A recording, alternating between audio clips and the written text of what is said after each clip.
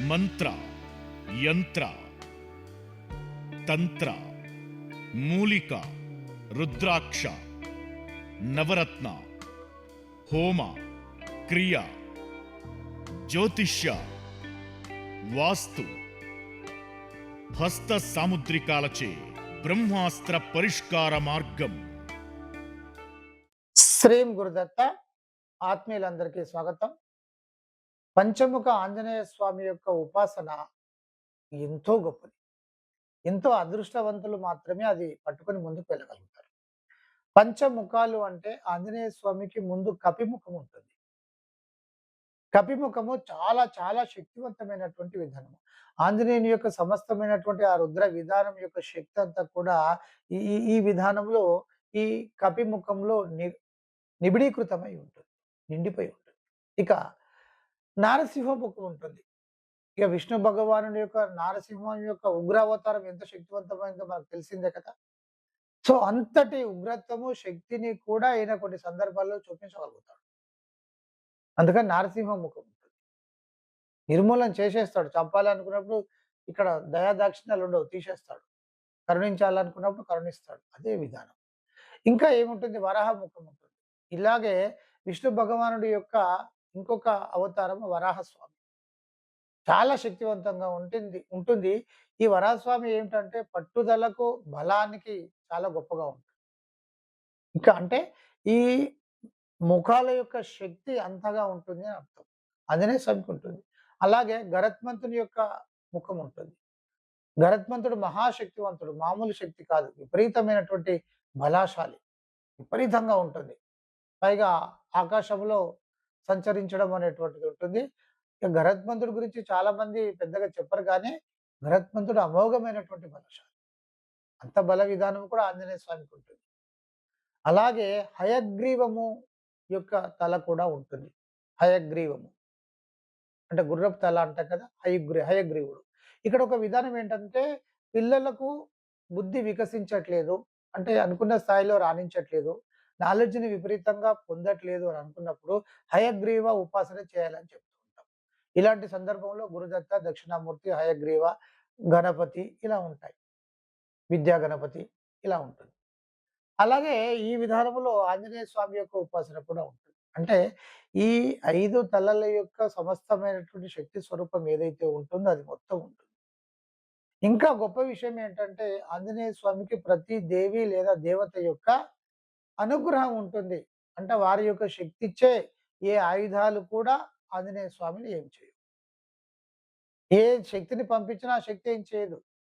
సమస్తమైనటువంటి దైవిక శక్తి ఆంజనేయ స్వామి సొత్తుగా ఉంటుంది.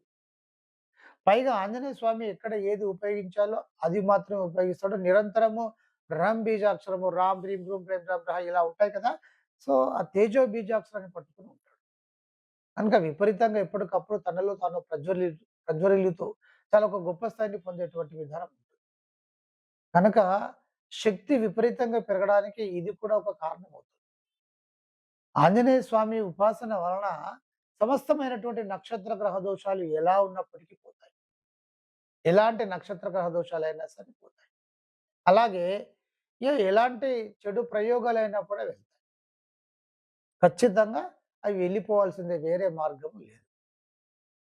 తర్వాత అనుకూలంగా మారడము, బుద్ధి వికసింప చేసుకోవడము, ఏది ఎంతవరకు పొందాలో అంతవరకు పొందేటువంటి ఆ కోరికలు కూడా ఒక సిస్టమ్ ప్రకారం తీసుకువెళ్ళేటువంటి ప్రయత్నం చేస్తాడు. ఆంజనేయ స్వామి యొక్క మంత్ర విధానాలలో పంచముఖ ఆంజనేయ స్వామి యొక్క విధానము చాలా ఉత్కృష్టంగా ఉంటుంది.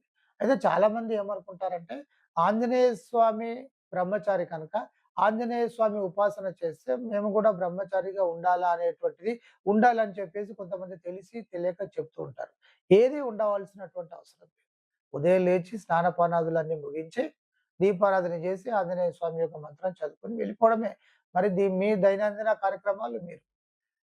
అలా కాదు 21 రోజులు 21 రోజు, 41 రోజు ఇలా మీరు పెట్టుకున్నప్పుడు మాత్రం ఆయా సందర్భాలలో ఒక పర్టిక్యులర్ పీరియడ్‌లో మీరు చేస్తున్నారు. సమయంలో మీరు చేస్తున్నారు కనుక, మీరు ఆ సమయాన్ని మాత్రం మీరు నియమాలు, నిష్టలతోని గడుపుకోవచ్చు. లేదు మేము రెగ్యులర్‌గా పెట్టుకుంటామంటే చాలా గొప్ప అది అంతకు మించి అదృష్టం ఉండదు బిడ్డ.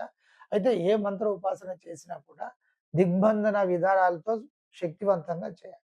ఎప్పుడు కూడా ఒకే దేవ విధానం కాకుండా రెండోది కూడా కొంత మనం యాడ్ చేసుకోవాలి. ఎందుకంటే కొన్ని సందర్భాలలో తెలిసినప్పుడు కొంతమందికి ఈ ఉపాసన ఇది ఫలాని ఉపాసన చేస్తున్నాడు అనుకున్నప్పుడు ఏదైనా ప్రయోగం చేయాలి అని అనుకున్నప్పుడు అంతకంటే శక్తివంతమైనటువంటి దేవి లేదా దేవత విధానం ద్వారా వాటిని ఆపి ప్రయోగాలు చేసేటువంటి విధానం అనేటువంటి తాంత్రిక విధానంలో ఉంటుంది.